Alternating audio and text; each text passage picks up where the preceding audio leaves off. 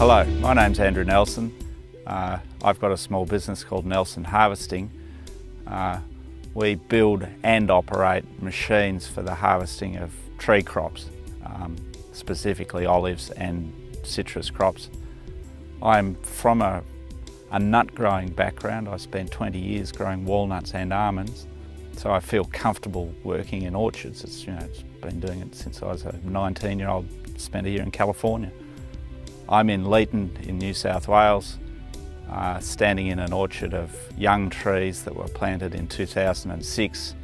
They had a dwarf virus inserted into them in 2008. Their variety's Hamlin. The tree spacings are 5 metres between the rows and 2 metres between the trees. It's a combination that works very well for machine harvesting. On my left-hand side you can see trees that haven't been harvested, and on the right-hand side trees that were harvested yesterday. We'd like the trees skirted up 600 millimetres from the ground, both for big limbs and the low-hanging fruit-carrying wood, just so it produces the best result. Trees up to perhaps 2.5 metres height work well for us. Beyond that, the crop loads are so heavy that everything tends to bog down a bit.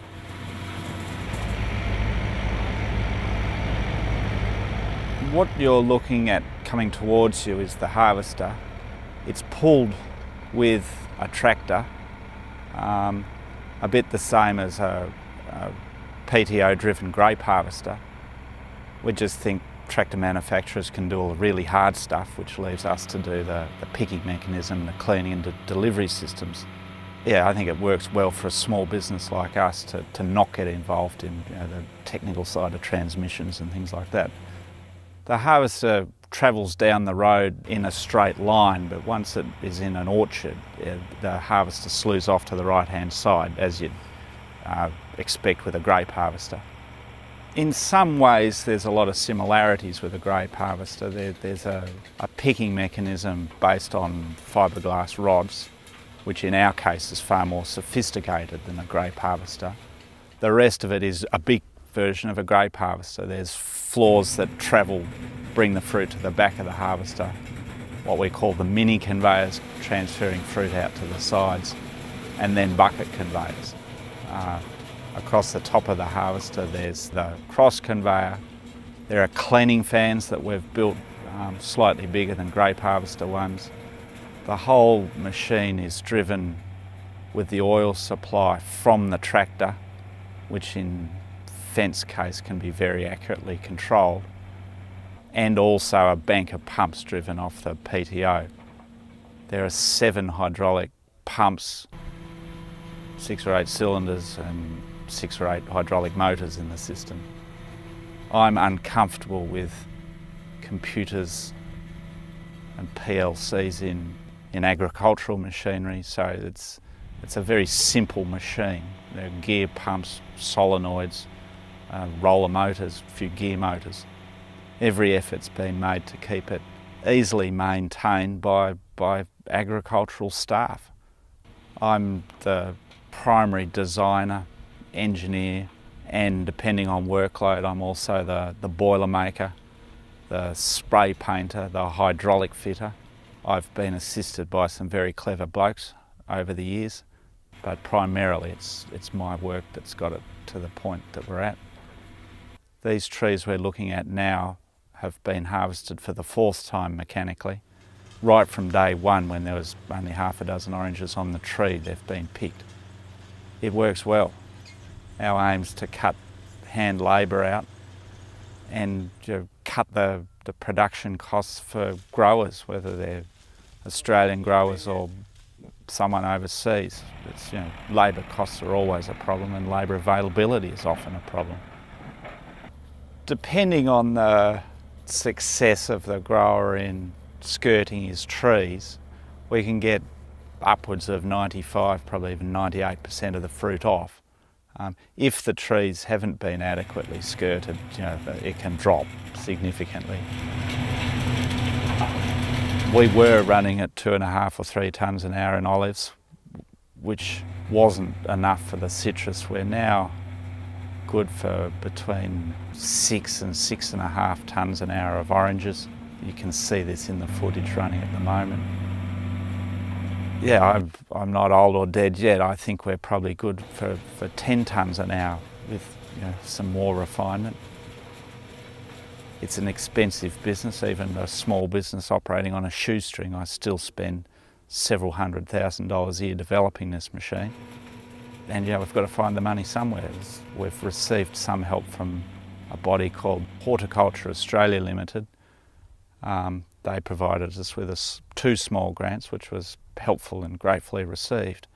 Beyond that, we've financed it ourselves.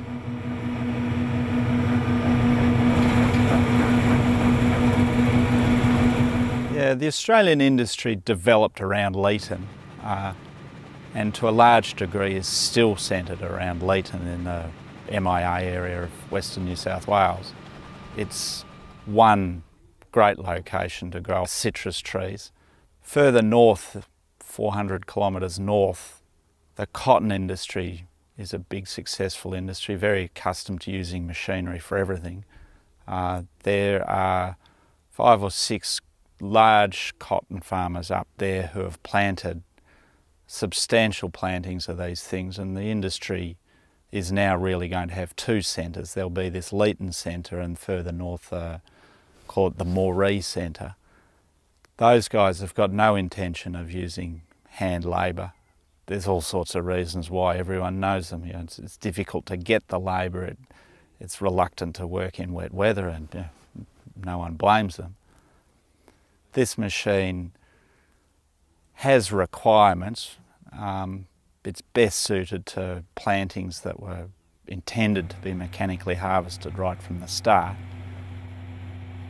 The Australian industry, the more progressive growers, are now growing a combination of 5 varieties: Hamlin, Salustiana, Parsons Brown, Pineapple, and a variety called McMahon, which is an Australian selection, soon to be available, and it's passed its preliminary tests, is a Chinese variety called Bing Cheng Teng. So there'll be 6 varieties which cover a 4.5 month harvesting window. We've done trials successfully on common Valencias, which would generally be considered unsuitable for machine harvesting because the second crop is on the tree, but we've just proven with surveys done by the Department of Agriculture that if we harvest in late November up to mid-December, a 3-week window, we can successfully remove the fruit without interfering with the small fruit. We like it to be about the size of a marble, a large marble. Otherwise we will knock it off and the grower suffers a penalty in his yields next year. The growers of these new varieties are expecting yields of 55 tonnes a hectare. We haven't worked in yields quite that high yet because the trees are still young, but we have worked in 40 tonnes a hectare quite successfully. It's a lot of yield per hectare. Getting the fruit off the harvester and into semi-trailers is another exercise. It's an easier exercise from a designing point of view, but there's still machinery involved. Generally these orchards are planted on 2 width spacings. The Leeton growers tend to be on 5 metre row centres. The cotton guys further north are on 7 metres. Depending where we're working, we would use these trailers on the wide spacings. For these close plantings behind us, the 5 metre row centres, we use these trailers here.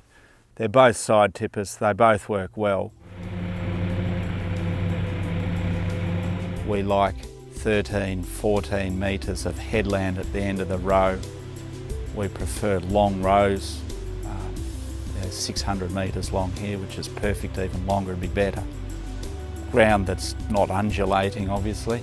It's a large machine and it's quite mobile. It's surprisingly mobile, but it is still a large machine, and we have trouble where boundary fences are too close or there's irrigation channels. The cotton guys up north are well aware of all those things, so they've allowed plenty of room. And I think in time the Leeton industry, as old blocks are pushed out and new trees are planted, I'm quite convinced this is the way of the future. Machine picking on orchards designed for machine picking. It might be 15 years' time before the complete transformation of the Australian citrus industry takes place, but I'm quite sure it'll go down this path. It gives the option, or gives growers the option of either mechanically harvesting and sending fruit to the juice industries, which is what we're in the business of, or picking the fruit by hand and sending it to the packing sheds. You know, some varieties are suitable for both things. It's the dawn of a new era, I think. It's 40 years behind the grape industry, but I think we can learn a lot of lessons from them and catch up quite quickly.